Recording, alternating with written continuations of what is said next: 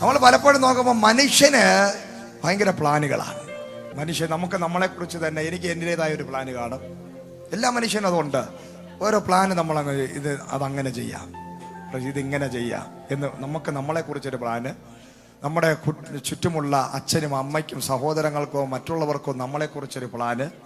Praise the Lord. പക്ഷെ ദൈവത്തിന്റെ plan എന്ന് പറയുന്നത് ഈ പ്ലാനുകളെല്ലാം പൊളിക്കുക എന്നുള്ളത്. ദൈവം എപ്പോഴും പൊളിക്കുന്ന ദൈവമാണ്. ആദ്യം പൊളിക്കുക എന്നുള്ളത്.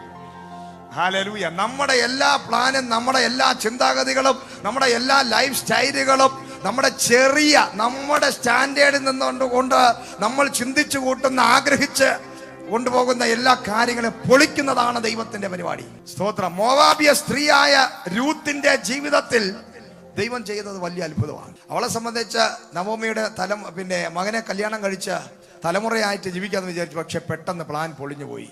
ചില വേദനകൾ, ചില അപ്രതീക്ഷിതമായ വേർപെടലുകൾ, ചില അപ്രതീക്ഷിതമായ തകർച്ചകൾ, ഹല്ലേലൂയ, ചില വഴി അടയുന്ന അനുഭവങ്ങൾ, ചില വേലി കെട്ടി വെച്ചിരിക്കുന്ന അവസ്ഥകൾ, ഇതൊക്കെ നന്മയ്ക്കായിട്ടാണ്.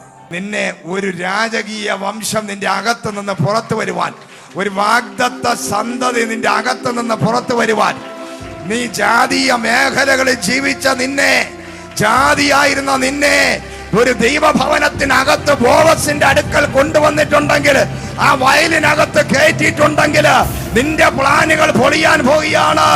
ഈ നാളുകളിൽ ആത്മാവ് വിളിച്ചു പറയുന്നു, ഒരു വാഗ്ദത്ത സന്തതി നിന്റെ അകത്ത് നിന്ന് വെളിപ്പെടാൻ പോവുകയാണ്.